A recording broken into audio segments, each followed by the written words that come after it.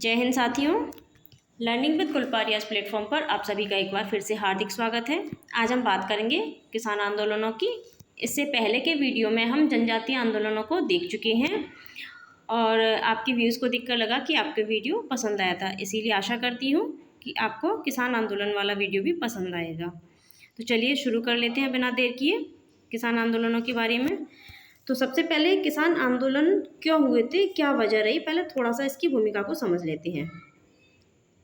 British शासन ने अपनी किसान विरोधी नीतियों के कारण भारतीय कृषि अर्थव्यवस्था को बर्बाद कर दिया था, जिससे किसानों की स्थिति दयनीय हो गई थी।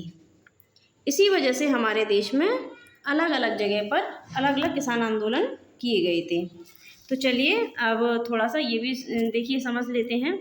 देखिए, जब अंग्रेज हमारे देश में आए थे तो वो व्यापारी बनकर आए थे, लेकिन धीरे धीरे उन्होंने भारत की राजनीतिक परिस्थिति को देखते हुए उसमें भाग लेना शुरू किया और उसमें उनको विजय भी प्राप्त हुई और अब वह राजनीतिक हस्तक्षेप भी करने लगे।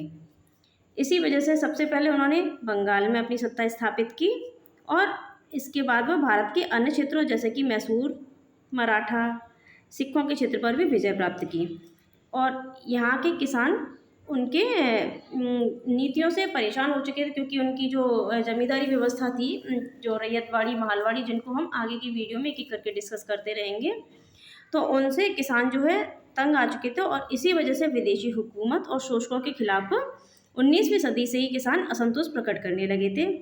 इसके चलते किसानों में विद्रोह और आंदोलन का मार्ग अपनाया था और अंग्रेजों एवं जमींदारी की शोषणकारी नीतियों को कुचलने का प्रयास किया, उनको खत्म करने या कम करने का प्रयास किया, उनको रोकने का भी संगठित प्रयास किसानों के द्वारा किया गया था।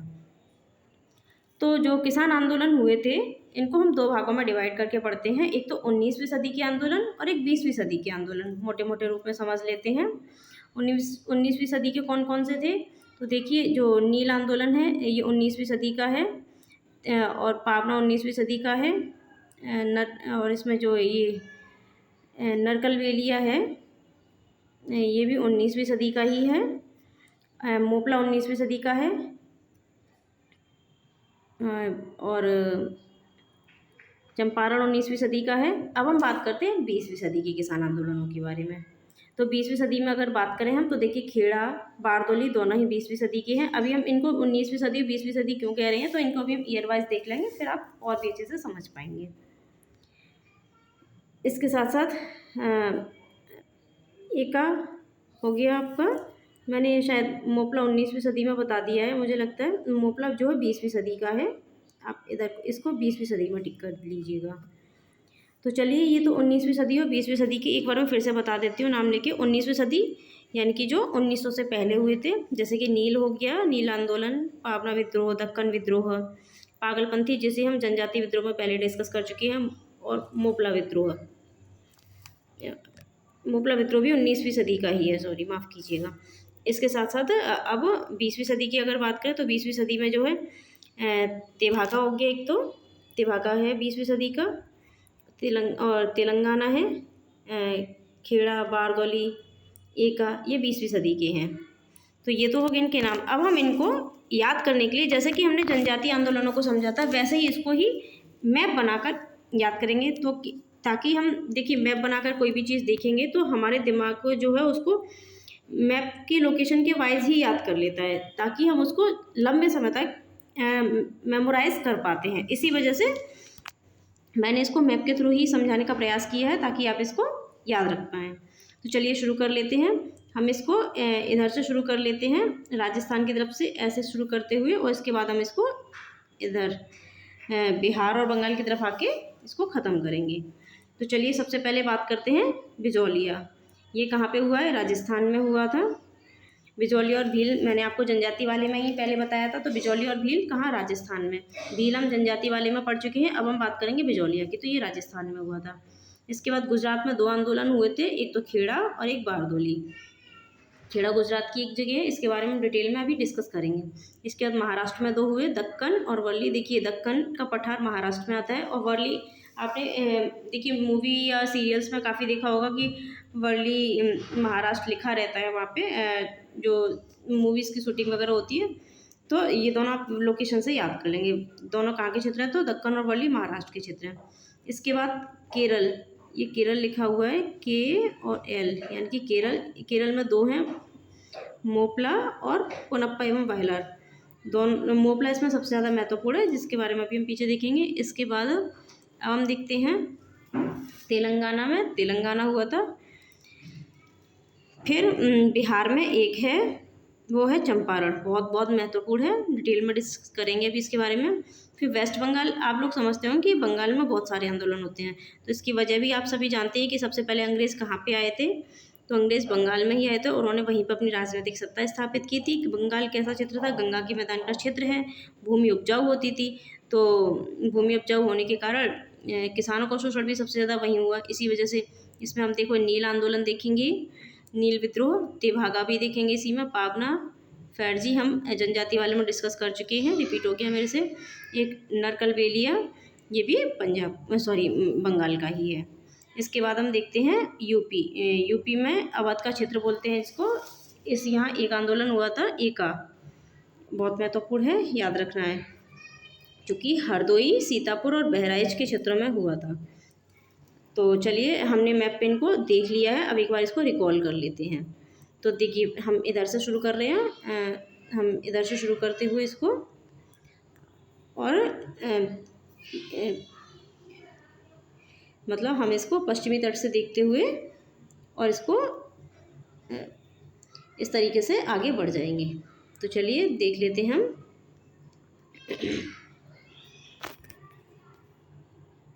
तो चलिए अब हम इसको देख लेते हैं, इधर से इसको शुरू करते हैं, फिर इसको रिवाइज करते हैं। सबसे पहले हम देखेंगे इधर से हमने देखा, इधर से देखिए हमने देखा बिजौलिया कहाँ पे है, राजस्थान में। फिर गुजरात में दो हैं, खेड़ा एवं बारडोली, महाराष्ट्र में दो हैं, दक्कन एवं वर्ली, केरल में हमने दो पढ़े, पुनप्पा एवं वायलार और एक मोपला। इसके बाद हमने तमिलनाडु में देखा, जो कि पहले आंध्र प्रदेश का क्षेत्र माना जाता था, यहाँ पे तेलंगाना क्षेत्र में होता है, इसलिए इसको तेलंगाना विद्रोह कहते हैं। बिहार में एक हुआ चंपारण वाला, और इसके साथ पश्चिमी बंगाल में कई सारे हैं, जिसमें नील, तेभागा, पावना, फैरजी, नरकलबेली, ये सब किसान आंदोलन है। और यूपी में एक हुआ था, एका आंदोलन जिसको कहते हैं। तो चलिए अब इसके बारे में डिटेल में समझ लेते हैं कौन कौन से हैं। तो देखिए, अब हमने इसको पहले हमने इसको लोकेशन वाइज याद कर लिया कि इनके जो क्षेत्र थे वो कौन कौन से थे। अब हम एक चार्ट बनाकर इन आंदोलनों को समझेंगे कि आंदोलन किस वर्ष हुए थे, इनकी वर्ष याद करेंगे, इनके नेतृत्वकर्ता कौन थे और इनसे जुड़े महत्वपूर्ण बिंदु कौन कौन से हैं, हम उनको डिस्कस करेंगे एक एक करके। सबसे पहले हम बात करते हैं एक आंदोलन की। तो देखिए, एक आंदोलन अब समझते हैं। एक आंदोलन अभी मैंने बताई कहाँ बताया था, एक आंदोलन कहाँ हुआ था। तो एक आंदोलन देखिए अभी बताया मैंने, यूपी के क्षेत्र में हुआ था। कब हुआ है, 1921, 1922 में हुआ था। और इसके क्षेत्र मैंने कौन कौन से बताया आपको, तो मैंने कहा था अभी हरदोई, बहराइच और सीतापुर में एक आंदोलन हुआ था, जो कि 1921 के में शुरू हुआ था और 1922 के प्रारंभ में ये ख़त्म हो गया था लगभग। इस आंदोलन में आंदोलनकारियों की प्रमुख मांग थी कि बढ़ती हुई महंगाई के कारण जो लगान की ऊंची दर है उसे ना वसूल किया जाए। और इसकी सबसे महत्वपूर्ण बात ये रही कि इसमें छोटे छोटे काश्तकारों के साथ साथ छोटे जमींदार भी शामिल हुए थे इसमें। एक आंदोलन का नेतृत्व जो है पिछड़ी जाति के जो मदारी पासी और सहरेब, इन्होंने इसका नेतृत्व किया था। बहुत महत्वपूर्ण है, कई बार पूछा गया है एग्जाम में कि नेतृत्वकर्ता कौन थे, इसकी ईयर भी आपको याद रखनी है। मदारी पासी जो कि पिछड़ी जाति के थे, इन्होंने इसका नेतृत्व किया था। मदारी पासी को कांग्रेस और खिलाफत नेताओं के अनुशासित और अहिंसक आंदोलन के सिद्धांत में विश्वास नहीं था, इसीलिए कुछ समय बाद ये आंदोलन जो है अलग थलग पड़ गया था।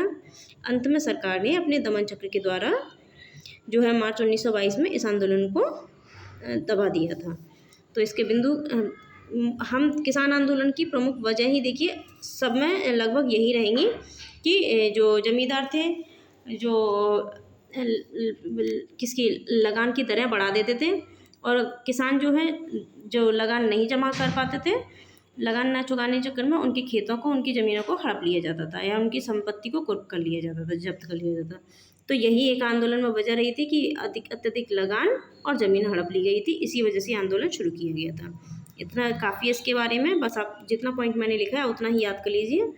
आप किसी भी प्री एग्ज़ाम को निकालने में, मतलब वनडे एग्ज़ाम या स्टेट पीसीएस एग्ज़ाम भी निकालने में आराम से सफल हो जाएंगे। अगला आंदोलन हम देखते हैं, ये है चंपारण आंदोलन। चंपारण, तो चंपारण मैंने कहाँ बताया था, आप बताइए। चंपारण मैंने बताया बिहार में। और कब हुआ था ये? तो चंपारण सन 1917 में शुरू किया गया है। और किसके द्वारा शुरू किया गया? तो गांधी जी के द्वारा इसको शुरू किया गया था, राजकुमार शुक्ल के आमंत्रण पर। देखिए कैसे राजकुमार शुक्ल ने इनको आमंत्रित किया, तो थोड़ी सी भूमिका बता देती हूँ मैं। गांधी जी सन 1915 में जब दक्षिण अफ्रीका से भारत लौटे थे, तो सन 1916 में जब लखनऊ अधिवेशन हुआ था, जिसमें वही लखनऊ अधिवेशन जिसमें नरम दल और गरम दल एक हो गए थे, उसमें गांधी जी ने भी भाग लिया था।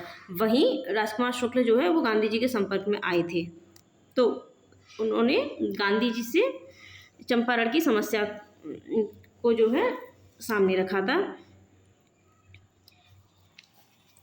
और उन्होंने बताया कि चंपारण में जो है तिनकठिया पद्धति जो है उसके थ्रू वसूली की जा रही है लगान की। तो ये तिनकठिया पद्धति क्या थी, पहले हम इसे समझ लेते हैं।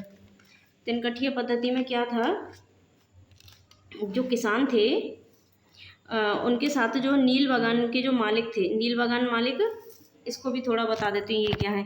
देखिए सन 1813 में जो चार्टर एक्ट आया था, उसमें क्या था कि चाय और चीनी के व्यापार को छोड़कर बाकी के सभी व्यापार बस जो है उनके लिए ब्रिटेन का कोई भी नागरिक जो है भारत में व्यापार कर सकता था।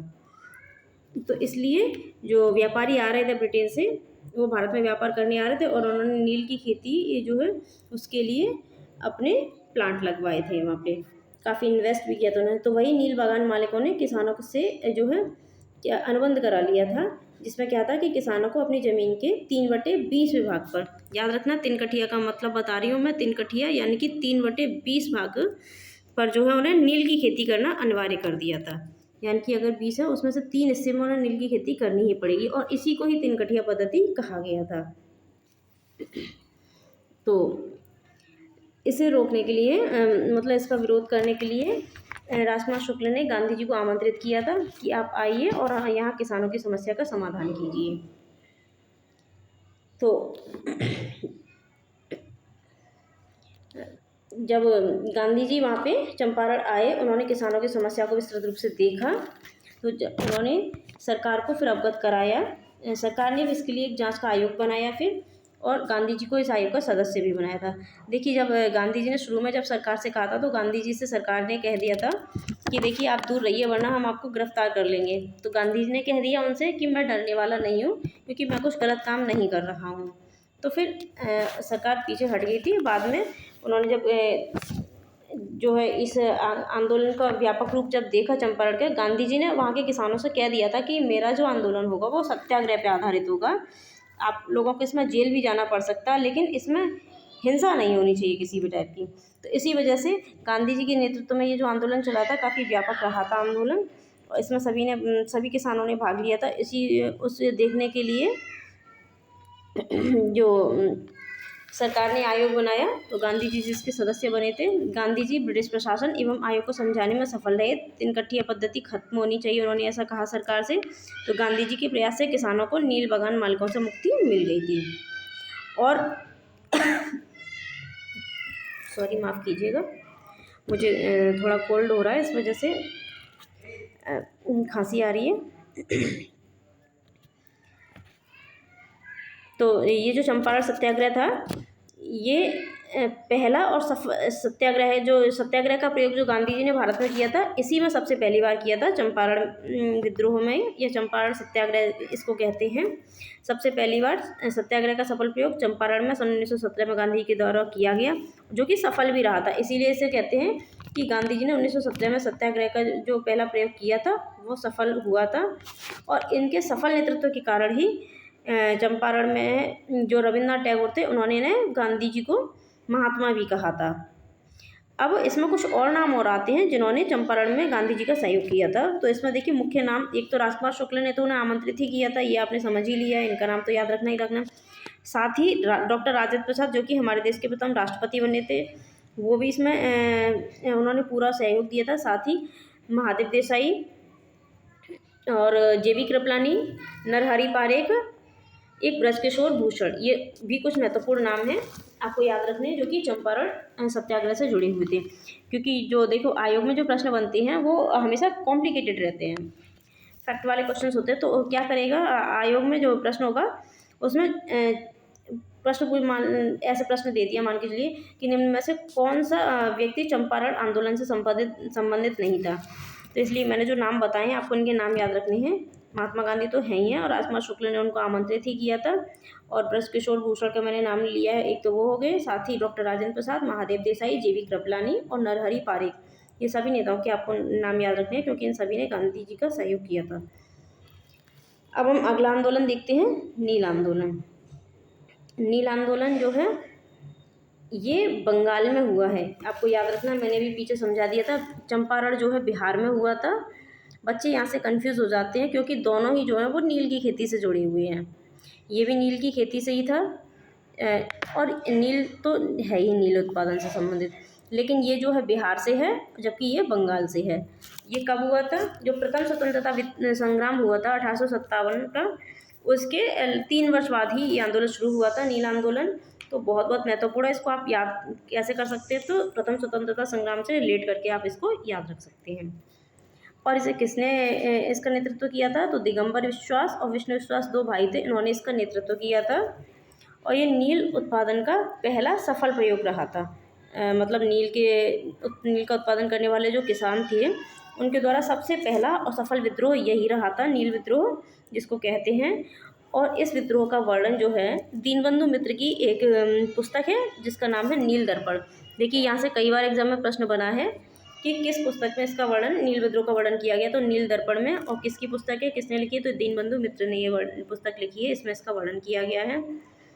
और हिंदू पैट्रियट जो कि एक पत्रिका है, हरिश्चंद्र मुखर्जी जिसके संपादक थे, उन्होंने भी इसके बारे में जो है अपनी पत्रिका में लिखा है, नील विद्रोह के बारे में।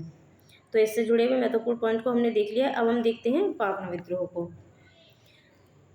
पावना विद्रोह सन 1873 और 76 में, ये भी बंगाल के क्षेत्र में शुरू हुआ है। आपसे पहले ही डिस्कस कर चुके हैं, अगर मैं क्षेत्र नहीं बता पाऊँ तो आप खुद ही देख लीजिएगा। और इसके महत्वपूर्ण नेता कौन कौन से? तो देखिए ईशान चंद्र राय, केशव चंद्र सेन और शंभूनाथ पाल।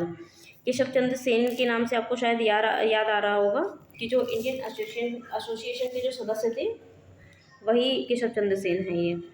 और ये आंदोलन क्यों शुरू हुआ था, इसके कारण क्या थे? तो जमींदारों की वही शोषणकारी नीतियाँ थी उनकी, ज़्यादा लगान की कीमतें बढ़ा दी थी लगान की, इसी वजह से आंदोलन शुरू किया गया था। और इसको इंडियन एसोसिएशन यानी कि केशव चंद्र सेन के सदस्य के द्वारा इसको समर्थन मिला था। अगला हम देखते हैं तेभागा आंदोलन। तेभागा के नाम से देखिए इसका मतलब निकालिए, ते यानी कि 3 और भाग। और देखिए हमने यहाँ पे देखा था तिनकठिया में भी 3 भाग। तो बच्चे यहाँ भी तेभागा और चंपारण में भी थोड़ा कंफ्यूज होते हैं, इसलिए देखिए दोनों को एक नहीं समझना, दोनों में थोड़ा अंतर है। तिनकठिया में क्या था, जो खेत होता था उसमें खेत के 3/20 भाग पर नील की खेती करनी होती थी। लेकिन तेभागा जो है वो ये फसल से संबंधित है, जो भी फसल उत्पादन होता था खेतों में उससे रिलेटेड है, यानी कि हम इसको ऐसा समझ सकते हैं। पहले इसके नेतृत्वकर्ता देख लेते हैं, कंपाराम एवं भवन सिंह। नाम थोड़ा याद करने के लिए फनेटिक यूज़ कर लेते हैं। ठीक है, तेभागा यानी कि 3 हिस्सा लेकर भागा। कौन भागा? भवन में भागा। कहाँ भागा? भवन में। इस तरीके से तो तेभागा यानी कि भवन सिंह का नाम इसमें काफ़ी पॉपुलर है। और वैसे आप दोनों को ही नाम याद करेंगे। कंपाराम में भवन सिंह के नेतृत्व 1946 में शुरू हुआ था। और क्यों हुआ था? तो देखिए आप जानते हैं कि जो जमींदार थे वो अपने अकॉर्डिंग लगान जो है वसूल करते थे। वो फसल का कभी कभी आधे से ज़्यादा लगान भी, जो भी फसल उत्पादन हुआ है उसका आधे से अधिक जो है लगान के रूप में वसूल कर लेते थे। तो वहाँ के जो जमींदार थे उन्होंने क्या किया, उन्होंने कहा कि हम 1/3 भाग तो जो है जमींदारों को देंगे, जबकि 2/3 भाग जो है फसल उत्पादन वो है किसानों को मिलेगा। और इसीलिए उन्होंने क्लाउड कमीशन की सिफारिशों को लागू करने के लिए तेभागा आंदोलन किया था। और ये जो है तेभागा को आप अच्छे से रट लीजिएगा। इसको तिनकठिया प्रणाली से रिलेट मत कीजिएगा, क्योंकि बच्चे इसमें बहुत कन्फ्यूजन करके इसको गलत कराते हैं।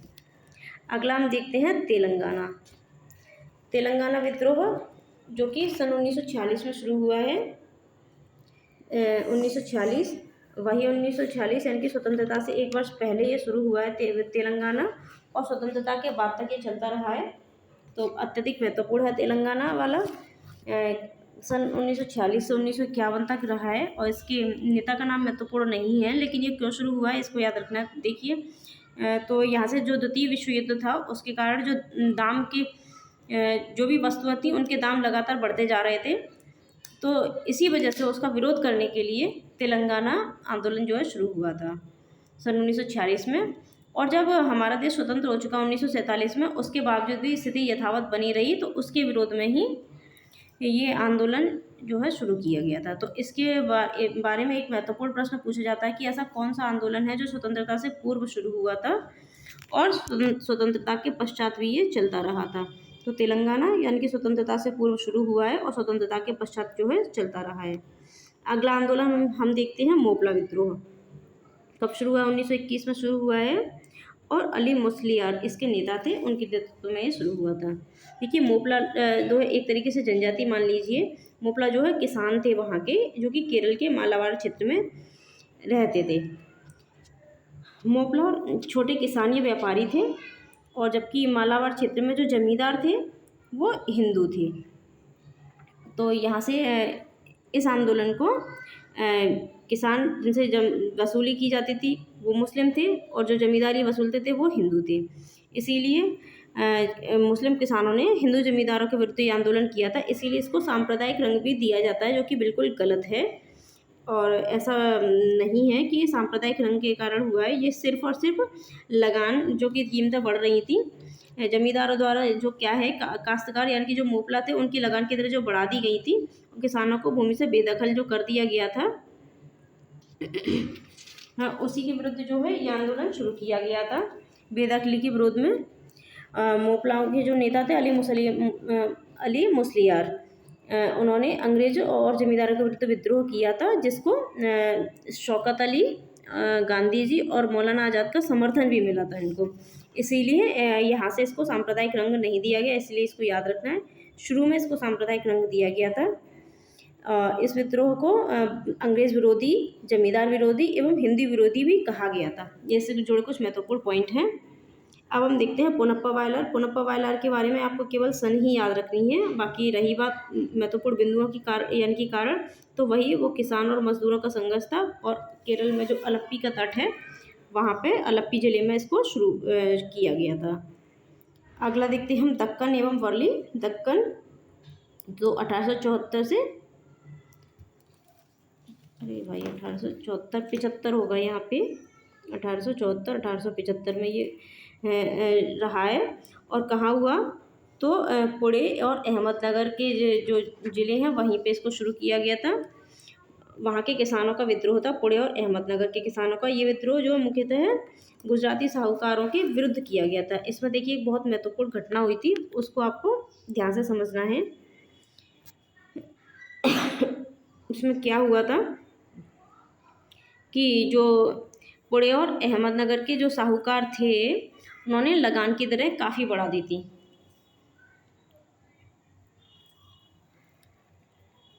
तो उसी लगान की दरों में जो साहूकार जो दरें वसूलते थे, किसान जो है वो लगान दे नहीं पा रहे थे, तो वहाँ के साहूकार ने उसमें एक किसान का घर जला दिया था, उसकी संपत्ति को कुर्क कर लिया गया। इसी वजह से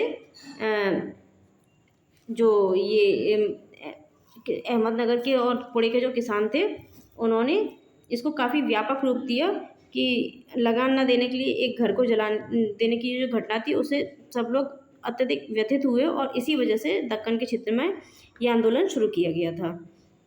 अगला हम देखते हैं वर्ली आंदोलन, जो कि 1945 में शुरू हुआ है, और रीज़न वही है कि साहूकारों द्वारा लगान वृद्धि के विरोध में शुरू किया गया था। अगला हम देखते हैं खेड़ा आंदोलन, जो कि अत्यधिक महत्वपूर्ण है, ध्यान से समझिएगा इसको। जो कि अलग से कभी कभी जैसे मेंस की पॉइंट में खेड़ा आंदोलन, बारदोली, चंपारण, नील, ऐसे करके इनको बुलेट पॉइंट में भी पूछ लिया जाता है कि इन पर टिप्पणी लिखी इस तरीके से। तो खेड़ा आंदोलन क्या है इसको समझ लेते हैं। खेड़ा आंदोलन कहाँ शुरू हुआ था, तो आप बता देंगे। मुझे लगता है गुजरात में शुरू हुआ है। गुजरात में एक जगह है खेड़ा, वहीं ये आंदोलन शुरू हुआ था सन 1918 में। और सरदार वल्लभ भाई पटेल जो कि गुजरात से ही संबंधित थे, तो वहीं इसको शुरुआत की गई थी। लेकिन सन 1918 में, देखिए सन 1917 में गांधी जी के द्वारा बिहार में चंपारण सत्याग्रह किया गया था।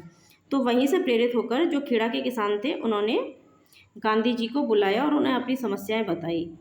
उसमें क्या हुआ था कि सन 1918 में जो है गुजरात के कुछ हिस्सों में बारिश न होने से सूखे की समस्या यानी कि अकाल की स्थिति उत्पन्न हो गई थी। इसमें क्या हुआ कि जो उनके खेतों में फसल का उत्पादन नहीं हुआ, लेकिन फिर भी किसान जो थे जो जमींदार थे और साहूकार थे, वो उनकी जो लगान वसूलने की जो उनसे लगान है वो वसूल कर रहे थे। तो ऐसे में उन्होंने गांधी जी को बुलाया और गांधी जी ने उस परिस्थिति को भांपा और जो राजस्व संहिता थी, राजस्व संहिता के हिसाब से उन्होंने देखा कि उसमें राजस्व संहिता का एक रूल होता है कि मान के चलिए आपका ये जो खेत है इसका जो 33% हिस्सा अगर बात करें, तो अगर 33% हिस्से आपके खेत में जो फसल होती है, अगर वो फसल वो है 1/3 से कम हुई है, तो सरकारी जो राजस्व संहिता के अनुसार जो है आपसे लगान की वसूली नहीं की जाएगी। तो सरकार ये मानने के लिए तैयार ही नहीं थी कि फसल जो है 33% से कम हुई है सूखे के कारण, और वो फिर भी लगान की वसूली कर रही थी।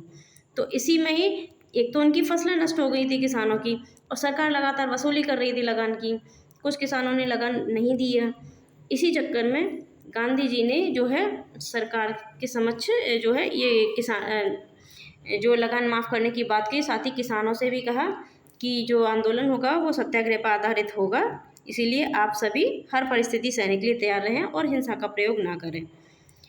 तो खेड़ा में जो है ये खेड़ा आंदोलन शुरू किया गया। यहाँ जो गांधी जी हैं कई महत्वपूर्ण लोगों के संपर्क में भी आए थे, और यहीं उनकी पहली बार मुलाकात सरदार वल्लभ भाई पटेल से हुई थी। सरकार जो है खेड़ा आंदोलन ने काफ़ी व्यापक रूप लिया था कि उन्होंने मतलब खेड़ा आंदोलन में जो किसानों की संख्या लगातार बढ़ती जा रही थी, जबकि सरकार उसका दमन कर रही थी। फिर भी उसे देखते हुए, किसानों की बढ़ती संख्या को देखते हुए, गांधी की सक्रियता को देखते हुए सरकार ने जो है इस वर्ष की जो लगान वसूली थी उसे माफ़ कर दिया। साथ ही कुछ लोगों की संपत्ति उसने जो जब्त कर ली थी वो भी वापस कर दी। तो ये खेड़ा आंदोलन बहुत महत्वपूर्ण है। सरदार वल्लभ भाई पटेल जो कि वहाँ के स्थानीय नेता थे, यहाँ पे हम इसको सरदार नहीं कहेंगे, सरदार अभी हम आगे डिस्कस करेंगे। तो जो वल्लभ भाई पटेल वहाँ के स्थानीय नेता है, ये दोनों आपस में एक दूसरे के संपर्क में भी इसी में आए थे। ये महत्वपूर्ण पॉइंट है कि कब गांधी जी और वल्लभ भाई पटेल एक दूसरे के संपर्क में आए, तो खेड़ा आंदोलन में इनकी पहली बार मुलाकात हुई थी। और यहीं से जो वल्लभ भाई पटेल थे वो गांधी जी के अनुयायी बन गए थे उनके सत्याग्रह पर आधारित प्रयोग को देखते हुए। अब हम बात करेंगे बारदोली की, जो कि सन 1928 में हुआ था, और इसका नेतृत्व भी जो है सरदार वल्लभ भाई पटेल ने ही किया था। 1928 में जो वही है कि जो अंग्रेज़ थे वो उनकी नीतियाँ थी, वो लगान वृत्ति जो फिर किसानों से वसूल की जाती थी, जमींदार उसको वसूल करते थे। तो उसी के विरोध में बारदोली में, ये जो कि गुजरात में एक जगह है, वहाँ पे सरदार वल्लभ भाई पटेल ने बारदोली में ये आंदोलन शुरू किया, और ये आंदोलन उनको सफल रहा था। इसी वजह से उनकी सफलता को देखते हुए वहाँ की महिलाओं ने सरदार की उन्हें उपाधि दी थी वल्लभ भाई पटेल को। तो ये क्वेश्चन पूछा जाता है कि वल्लभ भाई पटेल को जो है सरदार की उपाधि कब मिली, तो बारदोली के आंदोलन के दौरान मिली थी, वहाँ की महिलाओं ने दी थी। और अगर ऐसे ऑप्शन में ना हो तो यहाँ पे हम जो गांधी जी थे उन्होंने भी बारदोली सत्याग्रह में वल्लभ भाई पटेल का सहयोग किया था। तो अगर ऑप्शन में गांधी जी है तो आप महिलाएं ना लिखा हो तो आप गांधी जी पे भी टिक कर देंगे। अगला हम देखते हैं बिजौलिया। 1913 में राजस्थान में हुआ था, और वही विजय लगान वृद्धि के विरोध में। ज़्यादा महत्वपूर्ण नहीं है इसमें समझना, बस सन याद रखिए इसकी। अगला देखते हैं नारकलबेरिया, जो कि 1782 से 1831 तक चला है। बंगाल के क्षेत्र में हुआ था। मैं इसको शुरू में लिखना भूल गई थी। टीटू मीर, जिसको मीर निसार अली के नाम से जाना जाता था, उन्होंने इसका नेतृत्व किया था। और ये अंग्रेजों के खिलाफ पहला सशस्त्र किसान विद्रोह था। याद रखना है, सशस्त्र यानी कि इसमें जो है शस्त्रों का प्रयोग किया था अंग्रेजों के खिलाफ। टीटू मीर ने मुस्लिम किसानों को हिंदू जमींदारों के विरुद्ध उठने के लिए इसमें प्रेरित किया था। और साथ ही इसमें ये भी याद रखना है कि ये जो आंदोलन था, पहले तो ये आंदोलन के किसान आंदोलन के रूप में शुरू हुआ, लेकिन बाद में ये आंदोलन जो है वहावी आंदोलन में विलीन हो गया था। वहावी आंदोलन जिसको अब्दुल वहाब ने शुरू किया था, तो बाद में ये उसी में विलीन हो गया था। तो याद रखना है आपको, नारकलबेरिया टीटू मीर ने शुरू किया था। एक बार जल्दी से इन सबको रिकॉल कर लेते हैं, महत्वपूर्ण पॉइंट जो कि परीक्षा के लिए महत्वपूर्ण हैं। एका 1921-22 में मदारी पासी और सहरेब के नेतृत्व में शुरू हुआ है। चंपारण 1917 में बिहार में गांधी जी के नेतृत्व में किया गया था, तिनकठिया पद्धति के विरोध में। नील जो है दिगंबर विश्वास और विष्णु विश्वास के नेतृत्व में प्रथम स्वतंत्रता संग्राम के बाद शुरू हुआ है, याद रखना है। और पहला सफल विद्रोह रहा था नीलोत्पादकों का। इसका वर्णन नील दर्पण में है। नील दर्पण पुस्तक और दीनबंधु मित्र ने इसको लिखा है। साथ ही हरिश्चंद्र मुखर्जी की पत्रिका हिंदू पैट्रियट में भी इसका वर्णन मिलता है, नील विद्रोह का। अगला है पावना विद्रोह, महत्वपूर्ण है क्योंकि इसका समर्थन जो है इंडियन एसोसिएशन के सदस्यों द्वारा किया गया था। फिर है तेभागा, ये भी महत्वपूर्ण है, सन 1946 में, यानी कि 1946 में कई विद्रोह हैं हमने देखे हैं, जैसे कि तेभागा हो गया 1946 में, साथ ही तेलंगाना भी 1946 में ही है, पुनप्पा वायलार भी 1946 में। तो तीनों को आप रिलेट करके पढ़ लीजिएगा। बस इनके जो है नेतृत्वकर्ता, जैसे तेभागा मैंने कहा था, 3 भाग लेकर कहाँ भागा, भवन में भागा। तो 3 भाग लेकर कंपाराम भवन में भागा। एक लाइन बना के आप इसको पढ़ लीजिए इस तरीके से, तो आपके दिमाग में रहेगा। तेभागा यानी कि 3 भाग, जिसमें से 3 भागों में से 1 भाग तो जमींदारों के लिए, जबकि 2/3 भाग किसानों को फसल का मिलेगा। और इसी में फ्लाउड कमीशन की सिफारिशों को लागू करने के लिए किसानों ने जो है जमींदारों से कहा था, यानी कि जो अंग्रेज पदाधिकारी थे वहाँ तक अपनी मांग पहुँचाने के लिए कहा था इसमें। अगला हम देखेंगे तेलंगाना, जो कि तेलंगाना के क्षेत्र में हुआ था और एक पहला ऐसा आंदोलन था जो कि स्वतंत्रता पूर्व शुरू किया गया और स्वतंत्रता के पश्चात जो है ये खत्म हुआ है। तो एकमात्र आंदोलन है ऐसा, याद रखना है। कौन सा आंदोलन है? तेलंगाना आंदोलन। अगला हम देखते हैं मोपला, बहुत महत्वपूर्ण है क्योंकि एकमात्र आंदोलन है जो कि अत्यधिक महत्वपूर्ण है, जिसको मुस्लिम लीग के सदस्यों या फिर ऐसे कहें कि खिलाफत आंदोलन के सदस्यों द्वारा भी सहयोग मिला था। खिलाफत आंदोलन जिसका संबंध शौकत अली मौलाना आज़ाद से भी है। इसमें गांधी जी ने भी सहयोग किया था। दक्षिण का आंदोलन माना जाता है, केरल के क्षेत्र में हुआ था, इसलिए केरल के मालाबार तट पर इसने अली मुस्लियार ने इसमें नेतृत्व किया था। अगला है पुनप्पा वायलार 1946 में, इसमें तो वही है, आलप्पी जिले में हुआ था केरल में, और किसान और मजदूरों का संघर्ष था।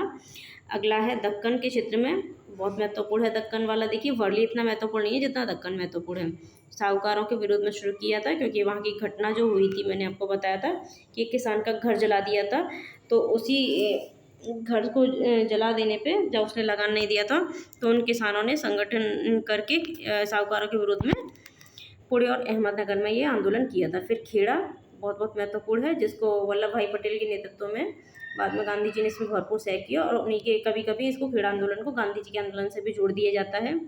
तो इसमें क्या था, राजस्व संहिता जो कि 33% फसल जो अगर नहीं है तो भूमि की लगान को माफ़ कर दिया जाएगा, लेकिन अंग्रेज पदाधिकारी ये मानने के लिए तैयार ही नहीं थे। तो वो कह रहे थे कि नहीं, लगान पूरा लिया जाएगा। इस वजह से कुछ किसानों ने लगान नहीं दिया। गांधी जी ने अनुरोध किया था उनसे कि लगान को माफ़ कर दी जाए। बाद में जब बात सही निकली तो किसानों की मांग को अंग्रेज सरकार के द्वारा मान लिया गया था और गांधी जी का ये जो खेड़ा सत्याग्रह है सफल रहा था। ये भी फिर है बारदोली सत्याग्रह। खेड़ा के बारे में एक लाइन में तो पढ़ा कि यहीं वल्लभ भाई पटेल और गांधी जी एक दूसरे के संपर्क में आए थे और गांधी जी के जो है वल्लभ भाई पटेल बाद में अनुयायी भी बन गए थे। बारदोली 1928 में ऐसा लगानबंदी के विरोध में हुआ था और इसी आंदोलन में जो है वल्लभ भाई पटेल को वहाँ की महिलाओं ने सरदार की उपाधि दी थी। अगला हम देखते हैं बिजौलिया 1913 में राजस्थान में होता है लगानबंदी के विरोध में। नारकलबेलिया टीटू मीर के नेतृत्व में शुरू हुआ था। अंग्रेज़ों के खिलाफ पहला सशस्त्र विद्रोह था, याद रखना है, महत्वपूर्ण है। टीपू मीर ने क्या किया, हिंदू जो मुस्लिम किसान थे और हिंदू जमींदार थे तो उनके विरुद्ध उनको आंदोलन करने के लिए प्रेरित किया था और बाद में ये आंदोलन जो है वहाबी आंदोलन में विलीन हो गया था। ये सारी महत्वपूर्ण पॉइंट है, इनको याद रखना है। तो ये थे कुछ महत्वपूर्ण किसान आंदोलन, ये जो हमने देख लिए हैं। अब हम अगले वीडियो में डिस्कस करेंगे। मेरी कोशिश रहेगी कि किसान हमने आंदोलन तो देख लिए हैं, अब किसान आंदोलन के बाद जब ये इनका उग्र रूप और किसान आंदोलन व्यापक रूप में इनकी राष्ट्रीय पहचान बनाने के लिए किसान सभाओं का गठन किया गया था और साथ ही मजदूर संघ भी बने थे। तो हम अगले वीडियो में किसान सभाएं और मजदूर संघ के बारे में डिस्कस करेंगे। तो आप वीडियो के साथ हमारे चैनल के साथ बने रहिए और अपनी तैयारी को दुरुस्त करते रहिए। चलिए मिलते हैं फिर अगली वीडियो में एक बेहतर प्रयास के साथ। तब तक के लिए आप सभी का बहुत बहुत धन्यवाद।